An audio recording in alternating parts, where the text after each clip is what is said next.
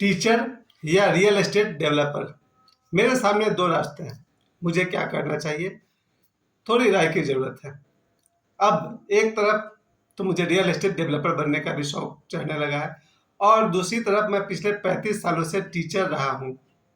मेरे सामने ये दो रास्ते हैं, क्योंकि सुबह से शाम तक मुझे मेरे 4-5 करीबी लोग हमेशा कहते हैं कि यार तुम ट्यूशन पढ़ाओ, यहाँ हम तुमको स्टूडेंट दे देंगे, 4-5 स्टूडेंट यहाँ से देंगे, 10 स्टूडेंट हम दे देंगे, और वगैरह वगैरह। और दूसरी तरफ मेरे मन में बात आई है कि जब ये माँ काली वाटिका पर काम चल ही रहा तो मैं रियल एस्टेट डेवलपर बन जाऊँ। मौका है, ट्रेनिंग अच्छी मिल रही है, और सबसे बड़ा फर्क होता है कि रियल एस्टेट डेवलपर और रियल एस्टेट एजेंट में अंतर होता है। ये दो अंतर पिछले 6 महीना से लगातार काम करते हुए मुझे एक बात समझ में आ गई कि रियल एस्टेट एजेंट बनना थोड़ा आसान है और रियल एस्टेट डेवलपर बनना बहुत मुश्किल है, बहुत बहुत मुश्किल है। मेरा एक दोस्त है जो मुझे लगता है पिछले 30-35 सालों से, 30-35 न भी सही, लगभग 25 साल से रियल एस्टेट एजेंट है। रियल एस्टेट एजेंट को और रियल एस्टेट डेवलपर्स को थोड़ा समझिए। रियल एस्टेट एजेंट जो होता है उसका काम होता है, कहाँ पर घर बन रहा है, चलो उसको बिकवा दिए, कस्टमर को लिए, और जो वहाँ का डेवलपर है उसको दोनों को मिलवा दिए, और जो बीच में उसका कमीशन बनता है वो कमीशन दोनों पार्टी से ले सकता है, जो आदमी घर खरीद रहा है उससे भी, जो घर बेच रहा है उससे भी। रियल एस्टेट एजेंट का दूसरा जो ज़्यादा फेमस काम होता है वो होता है किराए पर घर दिलाना। किसी को रहने के लिए फ्लैट चाहिए या मकान चाहिए, और किसी को किराए पर देने के लिए मकान किसी के पास है, इन दोनों को मिलवा देना, ये काम है रियल एस्टेट एजेंट का। ये काम पूरे महीना भर जब भी किसी आदमी को कहना है कि भाई मुझे रहने के लिए क्वार्टर चाहिए, घर चाहिए, तो जो रियल एस्टेट एजेंट होता है वो उसको उस आदमी से मिलवा देता है जिसके पास घर या अपार्टमेंट है, और वो कमीशन ले सकता है, दोनों तरफ से ले सकता है, जो घर ले रहा है उससे भी और जो घर दे रहा है उससे भी। या फिर रियल एस्टेट एजेंट का दूसरा काम होता है, कहीं कोई रियल एस्टेट डेवलपर किसी प्लॉट को डेवलप कर रहा है, वहाँ जाकर के किसी व्यक्ति को 2 डेसिमल, 5 डेसिमल या 10 डेसिमल ज़मीन खरीदना हो, तो जो रियल एस्टेट एजेंट होता है वो उस कस्टमर को डेवलपर से जाकर मिला देता है, और जो उसका कमीशन बनता है वो उसे मिल जाता है। तो रियल एस्टेट एजेंट बनना थोड़ा आसान है, इसमें इतनी ही भाग दौड़ है, कौन खरीदना चाहता है थोड़ा उसका ध्यान रखो, और कौन बेच रहा है थोड़ा उसका ध्यान रखो। ये हो गया रियल एस्टेट एजेंट। लेकिन जो रियल एस्टेट डेवलपर होता है उसका काम बहुत बड़ा है। पिछले 4-6 महीने में जो भी मुझे ट्रेनिंग मिला उससे मुझे समझ में आया कि ये ठीक है कि मैं 1990-91 से मैं ट्यूशन पढ़ा रहा हूँ। बीच में मैंने 10 साल, लगभग 10 साल जरूर स्कूल में पढ़ाया भी।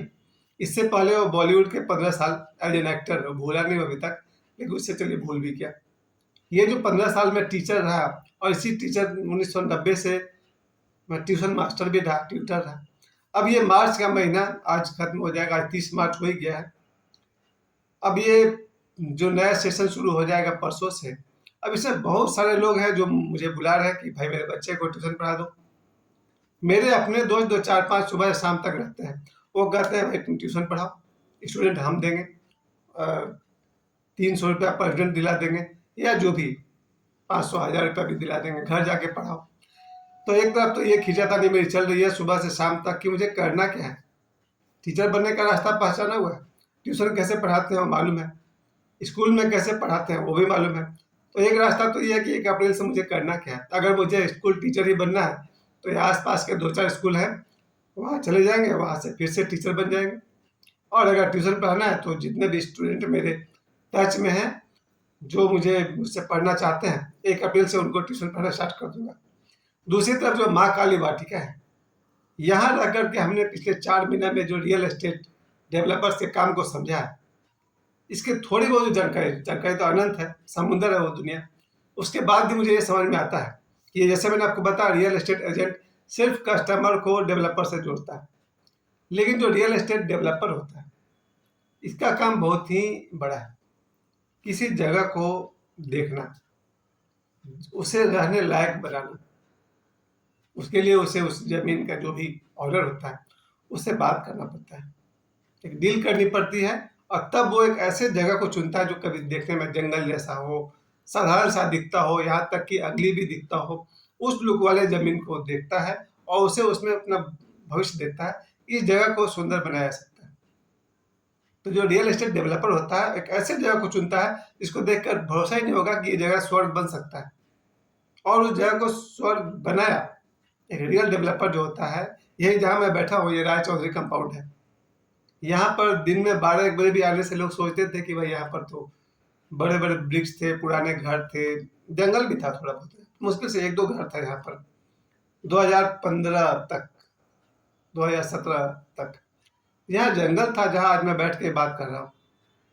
पुराने पुराने टूटे फूटे घर थे, यहाँ लड़कों का अड्डाबाजी चलता था। इस जगह को रियल एस्टेट डेवलपर्स ने इस जगह को अपने हाथ में लिया, इसे बढ़िया से साफ सुथरा करना है ना, वो इसको थोड़ी ऊंचाई बढ़ाना, निकालना।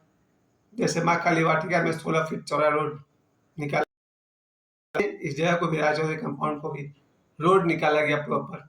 इस तरह से प्लॉटिंग करना पड़ता है एक रियल एस्टेट डेवलपर को कि हर व्यक्ति के दरवाजे पर बढ़िया सा एक रोड हो, चौड़ा रोड हो, जिसके सामने एक गाड़ी या 2 गाड़ी आमने सामने से पार कर सके। तो रियल एस्टेट डेवलपर जो होता है किसी जगह को चुनता है, उसके ऑनर से वो बात करता है और उस जगह को डेवलप करता है, इतना सुंदर बनाता है। पहले तो उसको लेवलिंग करना होता है, साफ सुथरा करना होता है, फिर वो रोड निकालने का काम करता है, उसके बाद बिजली की व्यवस्था करता है, उसके बाद उसका वाटर लेवल चेक करके देखता है कि पानी की व्यवस्था कैसी है, फिर जो घर बनेंगे उनके लिए नालियों की व्यवस्था सोच कर रखता है। और रियल एस्टेट डेवलपर कभी कभी घर भी बनाता है, 1 BHK, 2 BHK, 3 BHK रेडीमेड घर होते हैं। जिसे जमीन खरीदना वो जमीन खरीदे, जिसे घर खरीदना वो घर खरीदे। तो ये काम है रियल एस्टेट डेवलपर का। ये बहुत सारे अध्याय है, बहुत सारे चैप्टर है, उतना दूर तक तो मैं खुद ही में मुझे सीखते हुए 4-5 महीने से ज़्यादा हुआ ही नहीं, ज़्यादा कुछ जानता नहीं। तो इतना जरूर जानता हूँ कि रियल एस्टेट डेवलपर और रियल एस्टेट एजेंट में आसमान जमीन का अंतर होता है। अभी जैसा कि ये परगाबाद तालाब, परगाबाद छठ तालाब के सामने जो माँ काली वाटिका है, वहां जाकर के मैंने देखा कि सबसे पहले डेवलपर ने, रियल एस्टेट डेवलपर ने इस जगह को प्लेन किया, देखने लायक बनाया। नहीं तो उस जगह पर 1-2 आदमी भी नहीं घूमते थे। आज आपने मेरे वीडियो में देखा होगा 50 लोग एक साथ घूमते हैं और सुबह से शाम तक सैकड़ों लोग वहां से आते रहते हैं। पिछले साल तक उस जगह पर मुश्किल से दिन भर में 1-2 आदमी वहां से गुजरता होगा। तो रियल एस्टेट डेवलपर जो होते हैं उस जगह को देखने लायक बनाते हैं, उसको लेवलिंग करना, रोड निकालना, बिजली की व्यवस्था करना, पानी की व्यवस्था को चेक करना कि पानी वहां पर है या नहीं है, उसके बाद नालियों की सुंदर व्यवस्था होनी चाहिए। और एक नया काम जो माँ काली वाटिका में शुरू किया गया है वो है रेडीमेड घर, यानी घर भी बनाना। किसी को 1 बेडरूम हॉल किचन लेना हो, किसी को 2 बेडरूम हॉल किचन लेना हो, किसी को 3 बेडरूम हॉल किचन, वैसा घर भी बनाना। अगर किसी को रेडीमेड घर ही चाहिए तो वो काम भी माँ काली वाटिका में शुरू हो चुका है।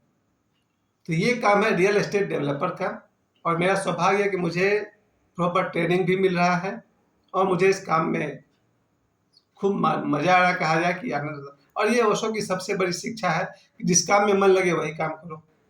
फिर भी अब मेरे सामने 2 रास्ते अभी भी हैं, क्योंकि सुबह से शाम हो जाती है।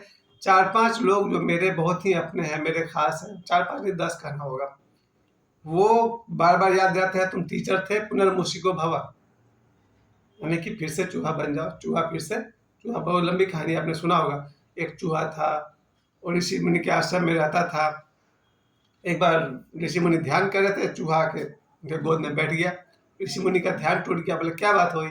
उसने कहा सर बिल्ली पीछा कर रही है, मुझे बिल्ली बना दो। ऋषि मुनि ने आशीर्वाद दिया, जाओ बिल्ली बन जाओ। और ऋषि मुनि ध्यान कर रहे थे, अगला दिन वो बिल्ली आकर उनके ऊपर फिर कूद गई। ऋषि मुनि का ध्यान टूट गया। बोला क्या हो गया? बोले सर कुत्ता पीछा कर रहा है। ऋषि मुनि ने कहा जाओ कुत्ता बन जाओ। बिल्ली से कुत्ता बन गई। अगला दिन ऋषि मुनि ध्यान कर रहे और कुत्ता फिर आकर के वहीं चिपक गया। ऋषि मुनि का ध्यान टूट गया। बोला अब क्या हुआ? बोला सर शेर पीछा कर रहा है। ऋषि मुनि ने कहा कोई बात नहीं, तुम शेर बन जाओ। और वो शेर बन गया।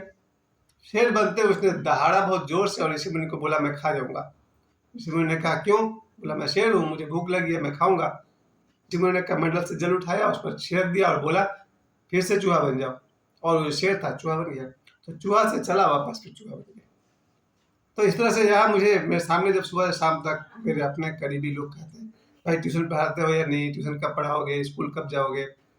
तो मुझे लगता है कि एक रास्ता तो टीचर बन जाओ, दूसरा रास्ता जो मेरे सामने है रियल एस्टेट डेवलपर्स, इनके साथ ट्रेनिंग अच्छी मिल रही है और इस काम को करने और समझने का मुझे भी अच्छा लग रहा है। मुझे क्या करना चाहिए, सजेशन दीजिए। धन्यवाद।